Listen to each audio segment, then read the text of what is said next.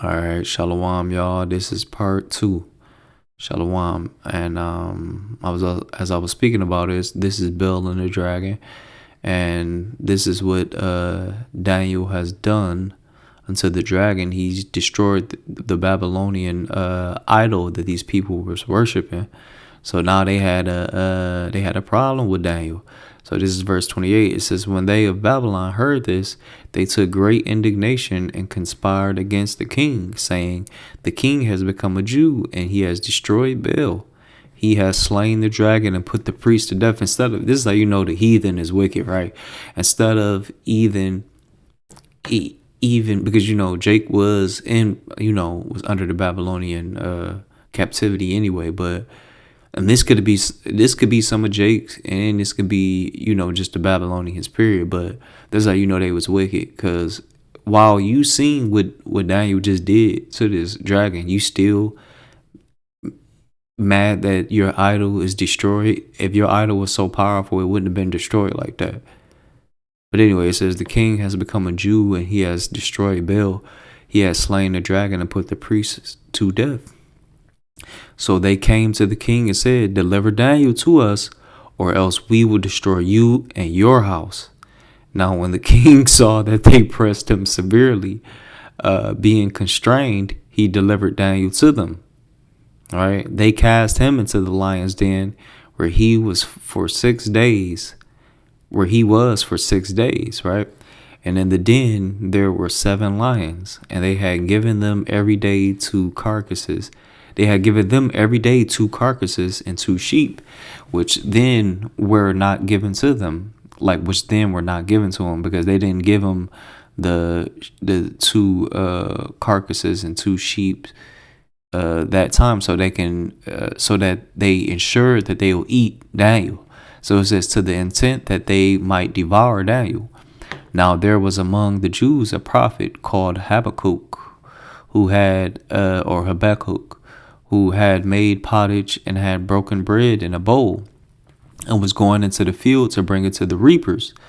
But the angel of Yahweh said to Habakkuk, go carry the dinner that you have into Babylon to Daniel, who is in the lion's den. And Habakkuk said, Lord, I never saw Babylon, neither do I know where the den is. And this whole point is to show you that Daniel kept his faith in his time where all of this craziness was going about. He didn't stutter. He didn't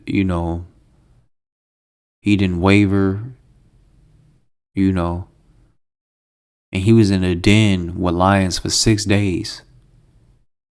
Right? 35. And Habakkuk said, Lord, I never saw Babylon, neither do I know where the den is. Then the angel of the Lord took him by the crown and carried him by the hair of his head, and through the vehemence of his spirit set him in Babylon over the den. He grabbed his head and teleported him right where Daniel was, him in Babylon over the den. And Habakkuk cried, saying, O Daniel, take the dinner which Yahweh has sent you. Because Habakkuk was, he was afraid. And Daniel said, you have remembered me, O Yahweh, neither have you forsaken those who seek you and love you. And this is the point.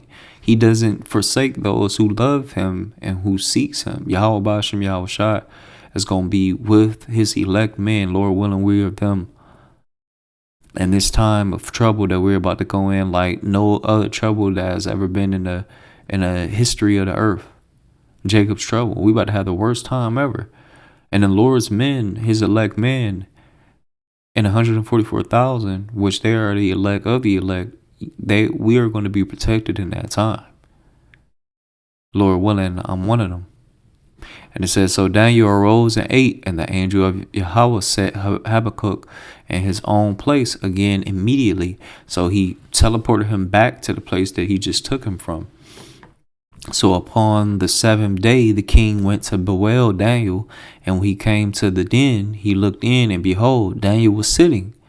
Then the king cried with a loud voice, saying, great are you, Lord Yahweh of Daniel, and there is no other beside you. Because the king of Babylon now is like, due to him seeing that Daniel wasn't harmed, and he was in there for 6 days and wasn't harmed by these beasts, right? Let's see, they say for 6 days, right? Past, I'm really being constrained. So like, yeah, for 6 days. So yeah, he was in there for 6 days and he wasn't destroyed by these beasts. So he had to give all honor and glory to Yahweh, by Hashem Yahweh Shai. And it says, Lord Yahweh of Daniel, and there is no other beside you. And he drew him out and cast those who were the cause of his destruction into the den, and they were devoured in a moment before his face. So the people who got Daniel placed into that position was destroyed, and Daniel was delivered. The same way we got to be in the times of Jacob's trouble. These people, you don't know what's going to happen, right? They might present to you the MOTB. You might be in a line. You might be in a FEMA camp. You never know how it's going to play out for each individual, in that time. But we have to keep the faith.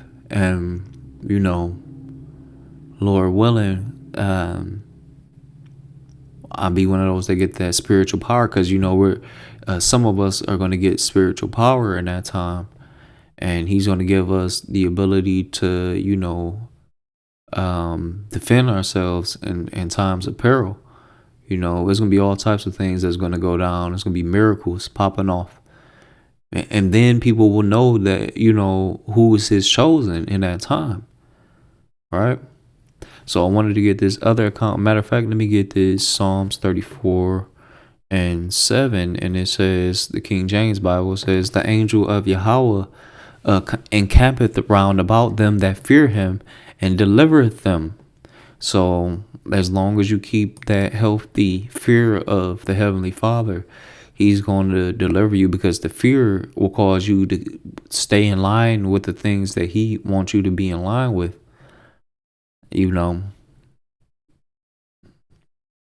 It's having faith in doing this work, right? And matter of fact, let me go back to this Job chapter 1, and I'm gonna start at verse 6, right? And I wanted to give this account because I just wanted to show how the Heavenly Father has a hedge of protection over those that he loves. And this is just one of the examples of it in Job. Job chapter 1 verse 6, one day the member, and this is in the NLT as well. One day the members of the heavenly court came to present themselves before Yahweh. These are the angels that had came to present themselves amongst Yahweh. And it says, and the accuser Satan came with them, just to show you that Satan is also an angel as well. He's just the angel on the left hand side, doing the Lord's work on that hand side. Because if Satan wasn't, if somehow he had liberty from the Lord or something like that, then like what? Why would the Lord create something that can not do his will, when the scriptures constantly say his will be done? Like, come on, these Christians don't know what they're talking about, y'all. That's why you got to watch these people when they speaking. You can easily debunk what they saying because they don't read the scriptures. Anyway, it say verse 6, one day the members of the heavenly court came to present themselves before Yahweh, and the accuser Satan came with them. Where have you come from? Yahweh asked Satan. Satan asked Yahweh, I have been patrolling. Answered Yahweh, I have been patrolling the earth, watching everything that's going on. Then Yahweh asked Satan, have you noticed my servant Job? He is the finest man in all the earth. Now, this is an example of what the heavenly courts are like when it comes to judgment, right? And when it comes to trials, all right? So, look, this is part 2. I'm going to get part 3, y'all.